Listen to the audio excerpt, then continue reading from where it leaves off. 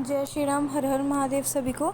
आज हम लोग बीए थर्ड सेमेस्टर हिंदी को डिस्कस करने वाले हैं। टॉपिक है आज का हिंदी नाटक का उद्भव और विकास। ठीक है, चलिए शुरू करते हैं without wasting any time.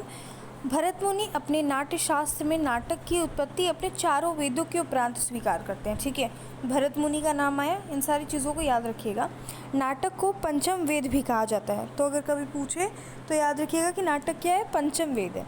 Hindi में नाटकों का प्रारंभ आधुनिक काल के पुरोधा भारतेंदु हरिश्चंद्र को माना गया। इसमें भारतेंदु हरिश्चंद्र का उनको एक पर्टिकुलरली आपने देखा था कि युग में डिवाइड कर दिया गया था उनका नाम।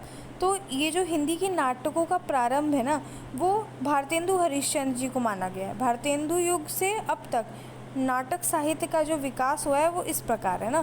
भारतेंदु युगीन नाटक सबसे पहले, फिर द्विवेदी युगीन हिंदी नाटक, प्रसाद युगीन और फिर प्रसादोत्तर युगीन हिंदी नाटक। ठीक है, सो पहले भारतेंदु युगीन हिंदी नाटक देखते हैं।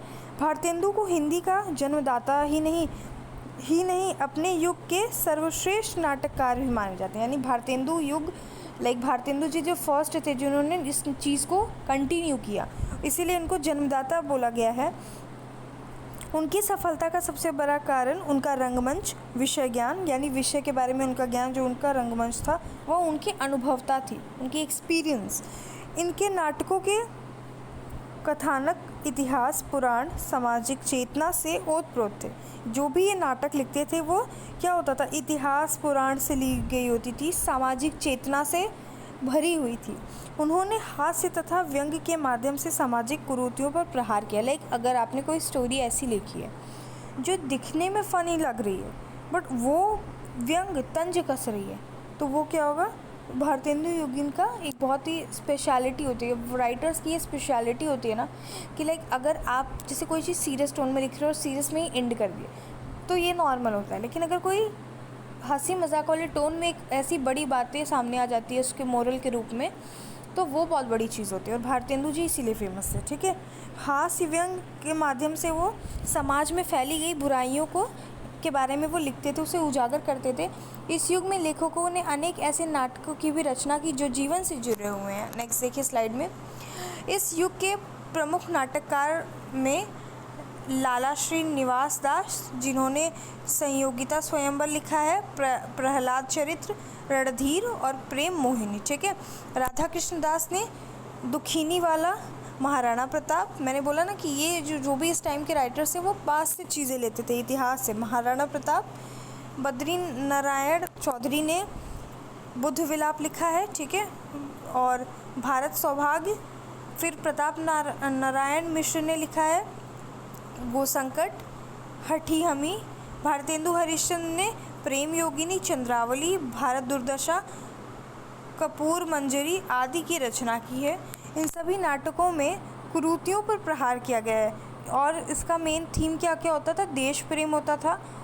ठीक है, मेन देश प्रेम देखा गया है और हास्य व्यंग के माध्यम से जो भी समाज में बुराई हैं उस पर प्रहार किया गया है। सेकंड देखिए युग है आपका द्विवेदी युगीन हिंदी नाटक, जिसमें इस काल में नाटकों की प्रगति अवरुद्ध हो गई। द्विवेदी जी सुधारवादी प्रकृति के व्यक्ति थे। इस काल में मनोरंजन के लिए साहित्य की रचना न हो सके, यानी सुधारवादी प्रकृति। अब जैसे मैंने बोला कि मजाक मस्ती वाली अगर कोई फ़नी किताब लिख रहे हो आप तो वो ठीक है, लेकिन द्विवेदी जी जो थी वो सुधारवादी दृष्टिकोण के थे। अगर वो देखते थे समाज में कोई बुराई फैली है तो उसको सुधारने के लिए वो जो भी अपने नाटक लिखते थे या जो भी चीज़ें वो लिखते थे वो क्या करते थे, सुधारवादी दृष्टिकोण के ही होंगे, फ़नी नहीं होंगे, मनोरंजन नहीं होगा। क्या होता था कि भारतेंदु जी ना फ़नी भी लिखते थे, साथ साथ उसमें व्यंग या तंज कसते थे, लेकिन इनका होल जो था वो सुधारवादी दृष्टिकोण से था। इस काल के प्रमुख नाटककार और उनके नाटक कुछ इस प्रकार है। अब देखिए, जगन्नाथ चतुर्वेदी का तुलसीदास है, मिश्रबंधु का शिवाजी है ना, मैथिली शरण गुप्त का चंद्रहास और माधव शुक्ल का है महाभारत, और फिर आनंद प्रसाद खत्री का है संसार स्वप्न। ये सारे नाम याद रखिएगा, हर बार आपको आंसर में लिख के ही आना है। Okay, third, just a minute guys, या प्रसाद युगीन हिंदी नाटक। प्रसाद जी ने हिंदी नाटकों को प्रौढ़ता प्रदान की। ठीक है, यानी उपन्यास साहित्य में जो स्थान प्रेमचंद का है वही नाटक के क्षेत्र में प्रसाद जी का, यानी प्रसाद जी भी बहुत इंपॉर्टेंट है। प्रसाद जी ने 1 दर्जन से अधिक नाटकों की रचना की, समझ रहे हो। सज्जन कल्याणी, परिणय, राजश्री, अजातशत्रु, स्कंदगुप्त, चंद्रगुप्त, भूस्वामिनी, करुणालय, एक हूल, ये सारी जो है उनकी रचनाओं के नाम हैं। चंद्रगुप्त इनका सर्वश्रेष्ठ नाटक माना गया है, तो इसको भी लिखना पड़ेगा आपको, ठीक है। नाटक में गीत सृजन इनकी नाट्य कला की प्रमुख विशेषता है।